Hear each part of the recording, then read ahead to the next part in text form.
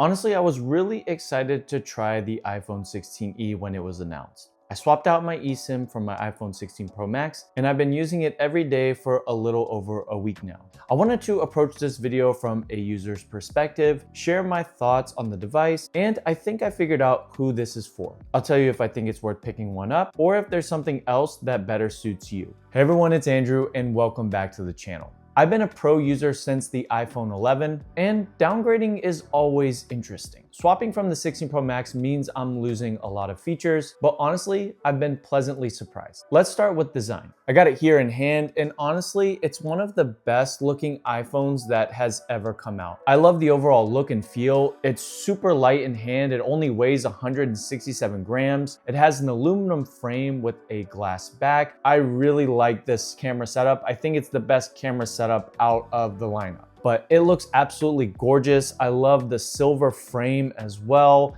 It's got a kind of silvery Apple logo. To me, it's like the perfect minimalist phone. So if you have like an iPhone 11 or an iPhone SE right now, you get a lot of new features for your phone. So you get USB-C, which is just going to allow you to use a lot of different accessories, faster charging. You get the action button, which is pretty cool. I'm glad that they have that all across the iPhone 16 lineup. I'm not gonna do a durability test, but it is an aerospace grade aluminum frame, and it also has the ceramic shield. And from my experience, the ceramic shield's been pretty solid from scratches and stuff like that. If you need a case, the Apple silicone cases are pretty nice, but they don't have MagSafe, and I'll get into the whole MagSafe bit in a little bit, but these cases are pretty solid. I think the white case is one of the nicest looking cases. I like this color. And if I put it on really quick, just that white on white, I think it looks pretty nice. Also, there's no camera capture button, so that's reserved for the 16 and 16 Pro Max. Onto the display, and we're working with a 6.1-inch Super Retina XDR display. It's an edge-to-edge OLED display outside of having a 60 Hz refresh rate, and it doesn't have an always-on display. Coming from the iPhone 16 Pro Max, this is definitely a downgrade, but I was surprised at how good the image quality is. The colors are really nice. It's OLED, so I mean, you'd expect it to be high quality, and it doesn't disappoint. For me, most of the stuff that I'm doing on my iPhone is reading. So I read like the YouVersion Bible app. It's great for that, or going through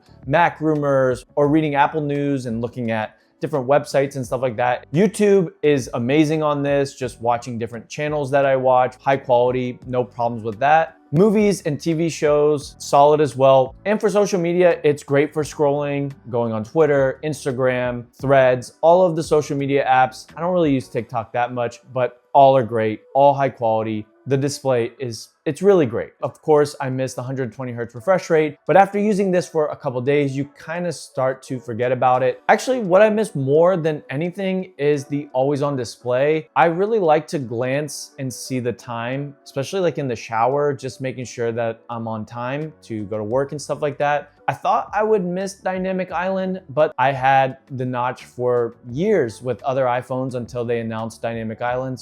And also outdoor visibility is pretty nice as well. And you'll kind of start to see like design is pretty great, display is pretty great. Now we'll get into performance, which is also pretty great. It's got the A18 chip, so it has the same chip as the iPhone 16. I'm not really a benchmarks guy, so I'm not going to be able to provide you like the best speed test and performance test or anything like that. iOS feels smooth on this. It feels almost similar to my iPhone 16 Pro Max. Apps run smoothly, social media loads fast. So if I'm uploading a picture onto Twitter, for example, those upload times are pretty quick. Loading a video onto YouTube is great, and loading a short video onto Instagram, it's smooth. The only concern I've had is exporting a 4K video out of CapCut. So my phone got really, really hot. That kind of surprised me. I didn't expect overheating. With the A18 chip, you get Apple Intelligence. Apple Intelligence is just going from bad to worse. Don't upgrade to this phone if you want Apple Intelligence. It's not there yet. There are some useful features. I do like the email priority and categorizing my email a little bit better. Other than that, I don't really use Apple Intelligence.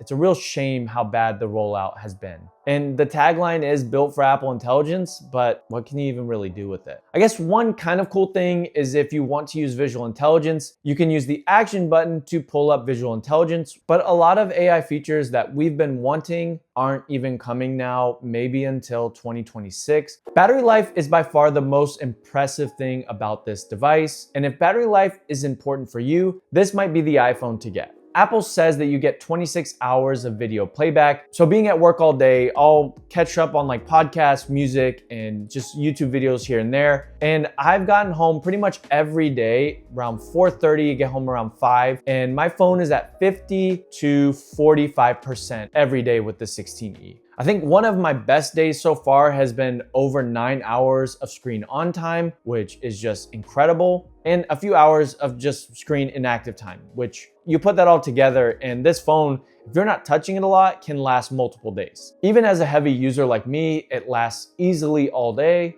Definitely live TV and using the camera drain it. And this new C1 modem, it's funny because I've never talked about a modem in my life. I'm excited for this C1 modem to get into the 17 and 17 Pro and Pro Max. It could get to crazy battery life. There's some connectivity boost as well as efficiency. And I did a test call, a FaceTime call with David Lewis. I'll link his channel, really good channel about Apple stuff as well. But here's a test of our phone call. So someone else that I know has got the 16E is Andrew Clare, fellow creator over in the States. Andrew, hi, how you doing? Doing good, man. How are you? I'm very well. So I promised you I was going to step away from home. I wanted this to be a true test of the modem.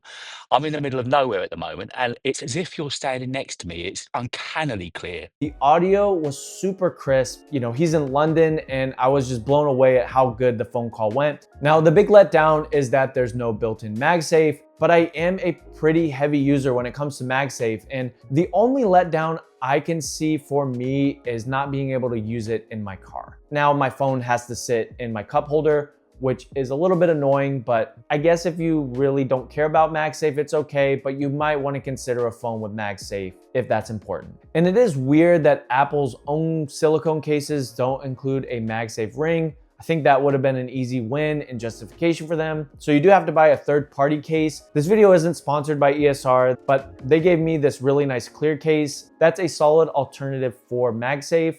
All right, on to camera and video. And again, just the aesthetic of that single camera is beautiful, but then how is it actually do in the real world and taking photos? And it's a surprisingly good single camera. It's a 48 megapixel fusion camera. It's got a 2-in-1 system, so you have 1x and 2x optical zoom. There's no ultra wide, but I have to be honest, I don't really care about that. I don't use ultra wide shots too much. And obviously there's no 5x optical zoom. It's just not going to get that good, at least right now with today's technology. So you would have to get the Pro or Pro Max for something like that. It does go up to 10x zoom, but it just looks bad. I wouldn't even use that. Here's some of my best shots.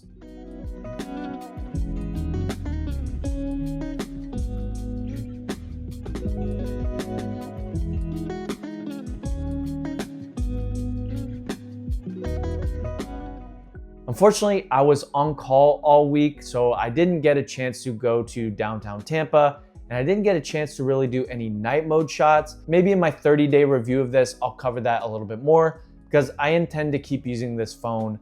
I don't think I'm going to make the switch back quite yet. And the selfie camera is solid, but I'm not really a selfie guy. You don't get spatial photography on this or spatial video, but if you do have a Vision Pro, you can convert your videos and photos to that. So I guess it's not a big deal. Now getting into video, you can shoot in 4K, and I film in 4K 60 FPS. For YouTube, I like to use cinematic mode, which it doesn't have, so I actually recorded this video with my iPhone 16 Pro Max. My first year on YouTube was shot on an iPhone 11, and if you compare that now, it's drastically different, and this is a huge upgrade. Even if it's just point and shoot shots, or you are planning to start a YouTube channel, this is a great starter phone. And it has most of the video features of the iPhone 16.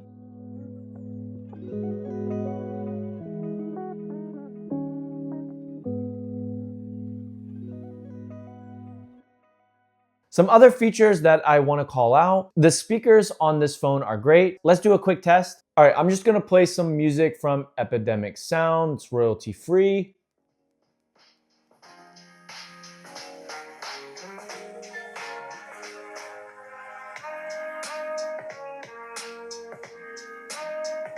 Speakers are pretty good, and they have to be for me. I played music for my son at night, trying to put him to sleep, and just some soothing music, and I want it to be crystal clear so that he can hear it. Also, in my car, I want to be able to listen to it. I don't really connect it to my Bluetooth in my car. I just play it on the phone, and it's good enough. All of the emergency features that aren't on the older iPhones that are on the new ones are in this phone as well, so you get really good emergency features. It has the essentials compared to the iPhone 16 and iPhone 16 Pro that most people need. The big controversy is the price. It starts at $599, and I believe the SE before was $429. Let's just think how Apple thinks for a second. In their mind, Android does not exist. So they're not trying to make the cheapest phone. They're trying to give customers the cheapest iPhone. And however you want to make that, that's what they accomplished with this phone. I think a lot of people that get this phone are going to have it for a while, so I would get just a little bit more storage. That way you don't have to worry about storage in the future.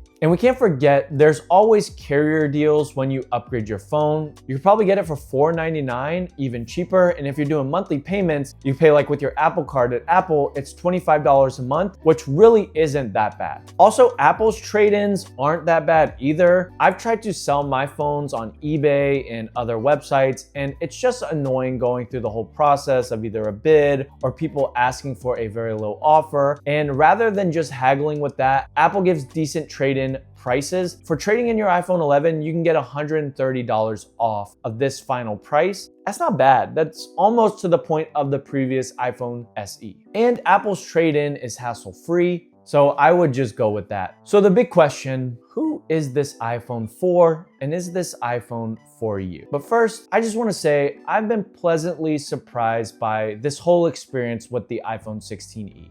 Pro features are nice when it comes to the work that I do for YouTube, but if I was just day-to-day not doing YouTube, and even being a pro user, I could easily get through day-to-day. This is pretty perfect. I definitely do miss the pro camera features. MagSafe is always going to be a miss here. I wish they would have included it. I miss the always on display a lot as well. I would have loved to have seen this phone go for $449. And honestly, I just love the design. Downgrading is kind of interesting for me. Been using the pro models for a while. Maybe I'm just a little bit bored with them, and I've really enjoyed my experience with the 16e. I would say if you need pro features, this isn't for you. You'll probably be better off getting an iPhone 15 Pro. Still has Apple Intelligence, so you're not really missing out on any features. Way better camera, probably better performance in intensive gaming, maybe editing, and the price is probably getting to around $600 if you can find a good deal. If you don't care about Apple Intelligence, the 13 Pro and 14 Pro are probably better options as well. I think if you want MagSafe, just a little bit better camera features, dynamic island, and maybe some different colors, the iPhone 16 or 16 Plus is great. And if you just obviously want the latest and greatest, I would actually wait. Right now, we're about 6 months away from the iPhone 17 lineup.